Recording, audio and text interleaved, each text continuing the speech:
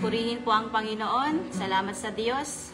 At tayo po ay nakadako muli sa kanyang gawain. At salamat po sa Diyos dahil tayo natumuli sa kanyang gawain upang magbulay-bulay, mag-aral po ng kanyang mga salita.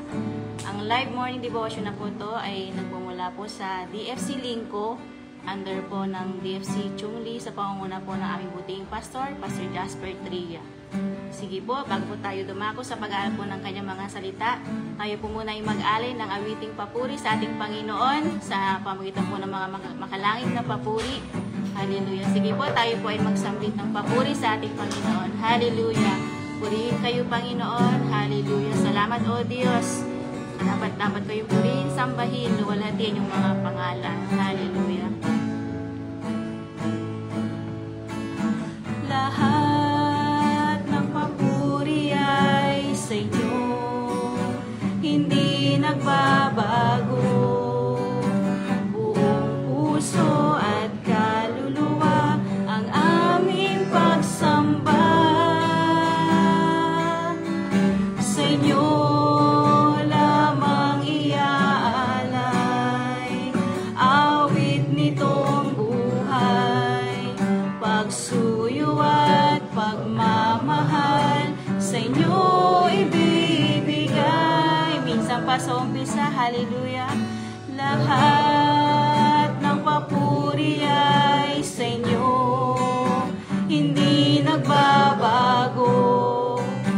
Buong puso at kaluluwa ang aming pagsamba sa iyo. Lamang iaalay awit nitong buhay, pagsuyo at pagmamahal sa inyo ibibigay. Luwalhatiin kayo ngayon at kailanman, kadakilaan nyo ay walang hanggan. Noon hanggang ngayon at sa habang panahon, luwalhatiin kayo, Panginoon. Luwalhatiin kayo ngayon at kailanman, kadakilaan nyo ay walang hanggan. Noon hanggang ngayon at sa habang panahon, luwalhatiin kayo, Panginoon. Sige po, mula sa umpisa, hallelujah. Lahat ng papuri ay sa inyo, yes Lord, hindi nagbabago.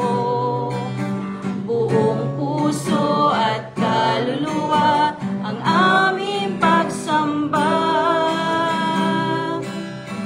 sa iyo. Lamang iaalay awit nitong buhay, pagsuyo at pagmamahal sa inyo ibibigay. Hallelujah. Luwalhatiin, yes Lord, hallelujah. Karapat-dapat din luwalhatiin, Panginoon, ngayon at kailanman.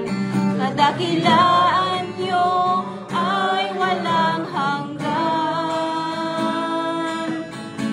Noon hanggang ngayon at sa habang panahon, luwalhatiin kayo, Panginoon. Minsan pa luwalhatiin natin ang Diyos, hallelujah.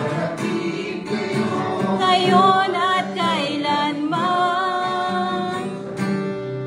kadakilaan nyo ay walang hanggan.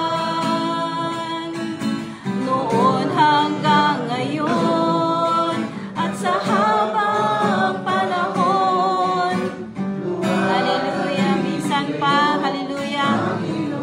Sabihin natin sa Panginoon, luwalhatiin kayo, Panginoon, hallelujah. Ngayon at kailanman, yes Lord, purihin kayo, Ama, kadakilaan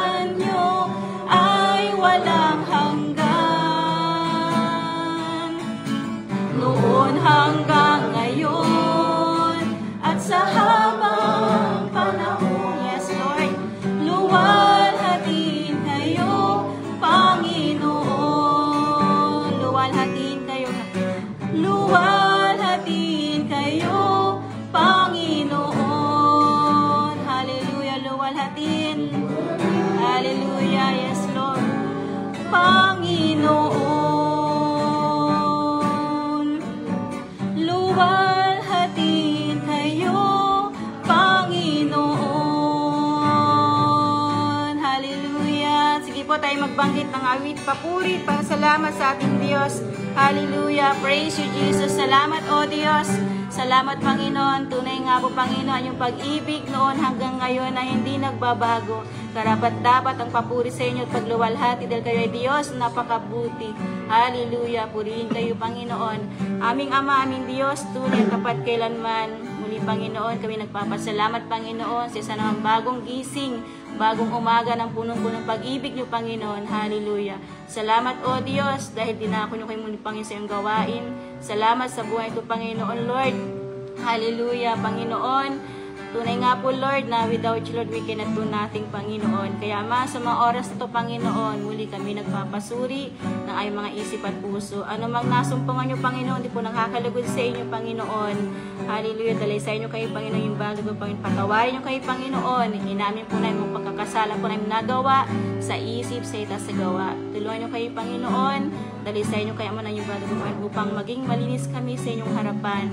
May malaya kami, Panginoon, na makalapit sa inyo. May kapayapaan na lalapit sa iyong pangkilo, sa iyong Santo Espiritu, sa iyong mga buhay. Hallelujah. Salamat, O Diyos. Sa umagang to, Panginoon, muli hiniling po namin ang pangunguna nyo at pangungusap nyo sa aming gawain, Panginoon. Samahan nyo kayo, Panginoon, sa aming pag-aaral yung mga salita, Panginoon. Wala kami bang hinangin, kundi ang magkaroon kami ng kalakasan muli ng Espiritu na gumula po sa inyo. Tinatas po namin, Panginoon, yung abang lingkod na gagamitin ngayon sa umagang to, Panginoon. Hallelujah. Itago nyo lang po siya, Panginoon, sa inyong likuran. Tanging makita, Panginoon, yung luwalhati, ang iyong kadakilan, yung kapangyarihan. Langisan nyo po ang kanyang labi, Panginoon, na ang tanging lalabas lang sa kanyang mga labi, Panginoon, ay yung mga salita na magpapalakas po sa amin. Ay ito po ay maging kaligtasan po sa araw-araw ng pamumuhay. Hallelujah, Panginoon. Salamat po, Diyos. Ngayon palang amay na ang kinapo namin ang tagumpay ng pag-aaral na po na ito, Panginoon. Hallelujah. Salamat po, O Diyos. Ito po ang pagsamot na lang. May pasalamat sa ngalan ng Ama, ng Anak, ng Banal na Espiritu. Ang lahat po ng anak ng Diyos ay magsabi ng Amen. Salamat po sa Panginoon. At ngayon po ay dadako na po tayo sa pag-aaral ng kanyang salita. At tinatawagan ko na po ang ating mag-hide ngayon ng kanyang salita. Ang ating pong butihing pastor, Pastora Irish Tria po. Salamat po sa Diyos sa kanyang buhay. Palakpakan po natin ang Diyos sa kanyang buhay.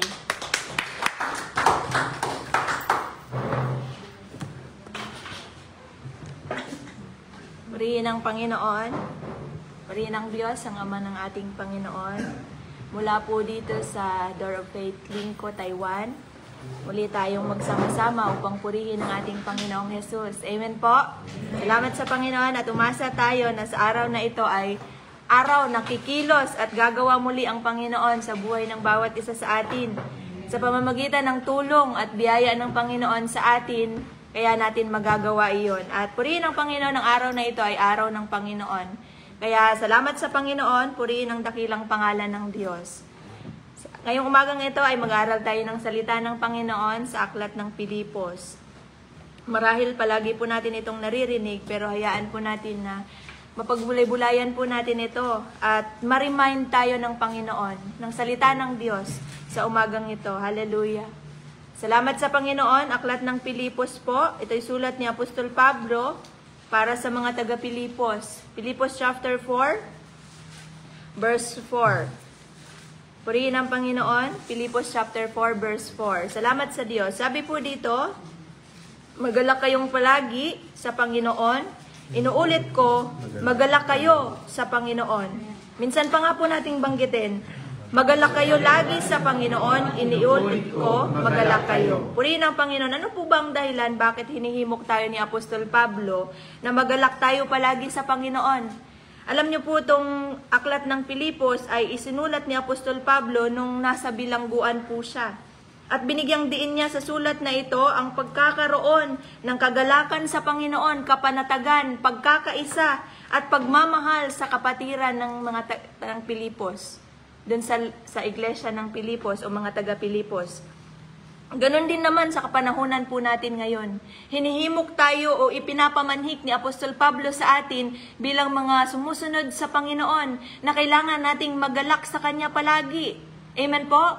Kasi kung minsan habang tumatagal tayo sa paglilingkod sa Panginoon, parang nawawala, inaagaw ni Satan yung kagalakan na meron sa atin, na dapat habang nagpapatuloy tayo, habang naglilingkod tayo sa Panginoon at habang tumatagal tayo, mas lalo tayong nagkakaroon ng mas malalim na pagkakilala sa Diyos at sa pamamagitan nun, lagi tayong nagagalak sa Kanya. Kaya amen po, kaya tulungan tayo ng Panginoon na sa lahat ng panahon, lahat ng sitwasyon ng buhay natin, magkakaroon tayo ng kagalakan. At makukuha lang po natin yon sa tulong ng ating Panginoon, sa presensya ng Diyos.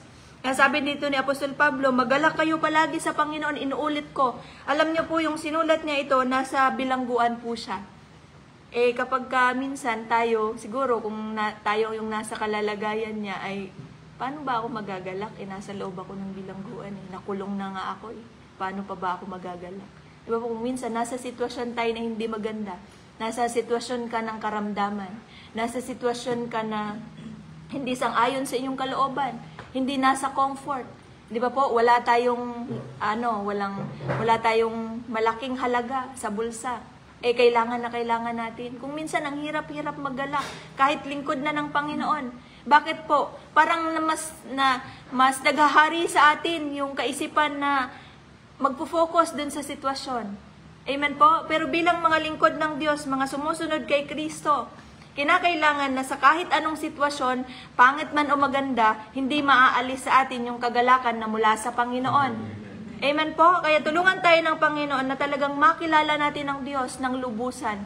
Kasi kung totoong kilala natin ang Panginoon sa buhay na ito, kahit ano pa yung sitwasyon na nasa paligid natin, pangit yung environment natin, nasa pangit tayong kalalagayan, pero hindi maaalis sa atin yung kagalakan na mula sa Panginoon. Amen po? Purihin ang Panginoon. Sabi dito, ganun din naman sa kapanahunan natin ngayon bilang mga sumusunod kay Kristo. Hinihimok tayo, encourage tayo ni Apostol Pablo na palagi tayong magalak sa paglilingkod sa Panginoon. Amen po? Kailangan meron tayong kagalakan sa paggawa natin sa Diyos. Maliit man o malaki yung ministeryong ipinagkatiwala sa atin ng Panginoon, kailangan meron tayong kagalakan. Kailangan inilalagay natin palagi yung pag-ibig natin dun sa ginagawa natin. Sabi sa John 14:15, if you love me, you will keep my commandments. Mga kapatid, kapag mahal natin ang Panginoon, lahat ng bagay, lahat ng ministeryo, lahat ng meron sa atin na ginagawa natin para sa Panginoon, meron tayong joy. Amen, Amen po. Amen. Amen. Salamat sa Panginoon. Isa pang sinabi dito, may kapanatagan. Inihimok tayo ni Apostol Pablo na magkaroon tayo ng kapanatagan. Mga kapatid, hindi alintana sa atin. Tayong mga Kristiyano, hindi na alintana sa atin kung ano yung kalalagayan natin. Panatag tayo dahil lumalapit tayo sa Panginoon na siyang makakatulong sa atin. Amen po? Kung alam natin na makapangyarihan ng Diyos, siya ay Diyos ng mga Diyos at Hari ng mga Hari, kapag lumapit tayo sa Kanya, magkakaroon talaga tayo ng kapanatagan. Magkakaroon tayo ng kapayapaan. Magkakaroon tayo ng kagalakan. Amen po? Kasi siya yung pinagmulan ng lahat ng bagay. Amen? Tulungan tayo ng Panginoon. Isa pang sabi doon, meron tayong pagkakaisa. Mga kapatid, tulungan tayo ng Panginoon na magkaroon tayo ng pagkakaisa at ang layunin natin ay mapaluguran at maluwalhati ang Panginoon sa buhay natin.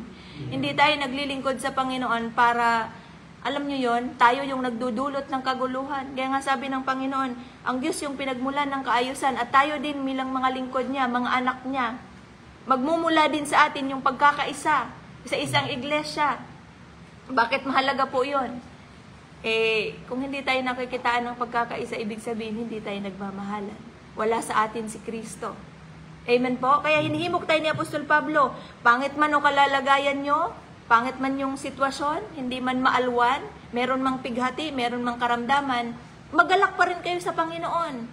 Amen po? Kasi kapag meron tayong kagalakan sa Panginoon, talagang nagiging magaan yung lahat ng bagay sa atin. Nagiging magaan yung paggawa natin. The way ka mag-isip, the way ka kumilos, alam nyo, nakakahawa yun kapag alam mo yung nakikita sa'yo yung joy. Pero pansinin nyo kapag nakikita sa'yo yung kalungkutan, diba po, nahahawa yung bawat isa. Nagtatransfer yung spirit. Kaya tulungan tayo ng Panginoon na sa kahit anong sitwasyon, palagi tayong magalak. Sabi doon, magalak tayo lagi sa Panginoon. Kung minsan, parang, Monday to Friday, wala kang kagalakan. At tapos, pagdating ng Sabado at Linggo, dahil nandun sa Bakit po nagkukulang tayo sa pag-aaral ng salita ng Diyos? Nagkukulang tayo sa pananalangin. 'Di ba po? Kung minsan nagiging malakas na lang tayo kapag kakasama natin yung bawat isa. Pero sa panahon na tayo na lang, wala na. Kaya kung minsan kapag dumadating yung tukso, merong mga pagsubok, mabilis tayong magapi. Kasi bakit? Wala na tayong joy na mula sa Panginoon. Kaya biyayaan tayo ng Panginoon na tulungan tayo ng Diyos na talagang sa kahit anong kalalagayan ng buhay natin, anong ministeryong pinagkatiwala sa atin ng Panginoon, hindi maaalis sa atin yung kagalakan sa paggawa para sa Kanya. Kung kilala natin ang Panginoon na pinaglilingkuran natin, kung totoo talagang kilala natin siya, sa panahon ng pangit, yung panahon na meron tayong karamdaman, mas lalo tayong nagpupursiging magpuri sa Kanya. Yun yung nagagawa ng merong joy sa Panginoon.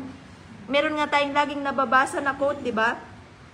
Joy is not the absence of suffering. It is always the presence of God. Nakukuha lang natin yung totoong kagalakan sa Panginoon. Kaya kailangan totoo talaga nating kilala ang Panginoon. Meron tayong totoong o malalim na pagkakilala sa Kanya. Kasi alam natin ang Diyos ang pinagmulan ng kagalakan. Kaya kung lumapit tayo sa Kanya, hindi po madamot ang Panginoon na pagkalooban tayo ng bagay na yan. Amen po? Salamat sa Panginoon. Tulungan tayo ng Diyos. Dito sa Filipos chapter 2 verse 1. Sabi dito, hindi ba't masigla kayo dahil na kay Kristo kayo? Amen. Amen. Hindi ba't masaya kayo dahil alam ninyong mahal niya kayo? Hindi ba't may mabuti kayong pagsasamahan dahil sa banal na Espiritu? Amen po. Kaya tulungan tayo ng Panginoon, sabi dito, hindi ba dapat masigla kayo dahil kay Kristo kayo? Kung minsan nakakalimutan natin na anak tayo ng Diyos. Minsan nakakalimutan natin na mahal tayo ng Panginoon. Kaya mabilis na wawala sa atin yung joy.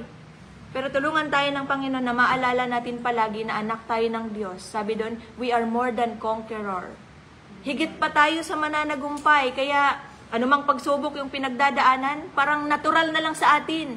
Magalak tayo palagi sa Panginoon. Hindi na tayo yung nanghihina kapag binibigyan ng pagsubok, kapag tinetest yung faith. Hindi na tayo yung nawawala yung kagalakan kasi may nakakatisuran. Hindi na sa atin yung nawawala na sa spirito, nawawala na sa wisyo, wala nang kagalakan dahil hindi lang napansin ni sister o ni brother. Kundi kahit anong sitwasyon ng buhay natin, kapag nakatingin ka palagi kay Kristo, kaya focus in the Lord always. Tumingin tayo dun sa sandigan ng ating pananampalataya para hindi maalis sa atin yung joy. Amen? Tulungan tayo ng Panginoon.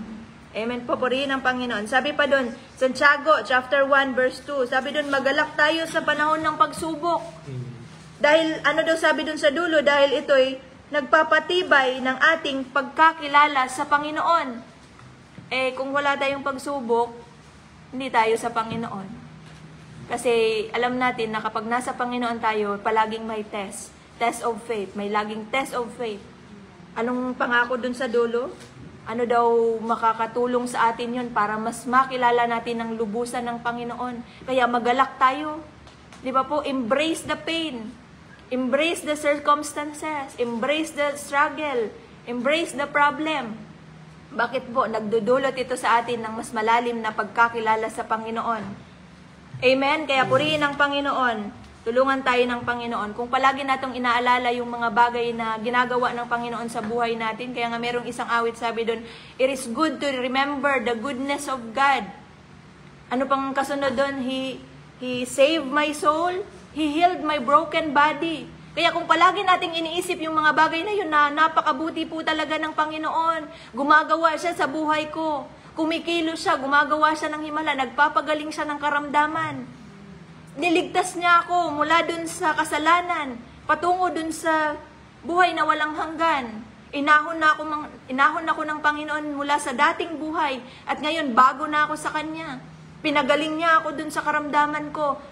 Amen po, kapag naalala natin yung mga bagay na yon, talagang mag-uumapaw yung joy sa puso natin. Kaya kung malungkot ka, awitin mo yung it is good to remember the goodness of God. He saved my soul. He healed my broken body.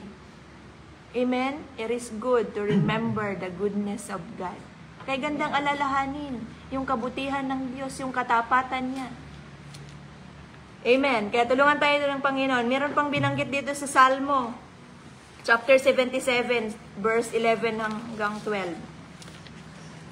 Sabi dito sa Psalm 77, chapter 77, verse 11 and 12. Sabi dito, sa English ko na lang po babanggitin. I will remember the works of the Lord. I will meditate all of His works. Kaya kung minsan, pagka inaatake na tayo ng mga depression, anxiety, o kung anong mga negative na bagay, alalahanin natin yung mga mabubuting bagay na ginawa ng Panginoon sa buhay natin. I-meditate natin kung gaano siya kadakila sa buhay natin. Kung gaano niya tayo kamahal. Kapag iniisip mo yung ginawa ng Diyos sa krus ng Kalbaryo, tapos ikaw simpleng problema lang, malulugmo ka na agad. Kung naintindihan natin yung pag-ibig ng Panginoon sa atin, wala ka nang ibang gagawin kundi magpuri ng magpuri, gumawa ng gumawa sa Panginoon. Palagi nating nababanggit sa panahon ngayon na we are in the last days. Malapit nang dumating ang Panginoon. Nandyan na ang Panginoon, ganto ganyan. Di ba? Marami tayong naririnig sa social media. Bilang mga lingkod ng Diyos, ano pa ba yung pinakamabuti nating may offer or magawa sa Panginoon? Ikaw pa ba yung malungkutin? Ikaw pa ba yung matampuhin? Amen po? Kaya tulungan tayo ng Panginoon na habang palagi nating minimeditate na malapit na siyang dumating, ginagawa din natin yung pinakamabuti nating paglilingkod, pagtatapat, paggawa sa kanyang ubasan. Bakit po? Ang desire natin ay makasama ang Diyos sa langit na bayan. Pero kung ang desire natin ay hanggang sa buhay lang na ito, ay wala na talaga.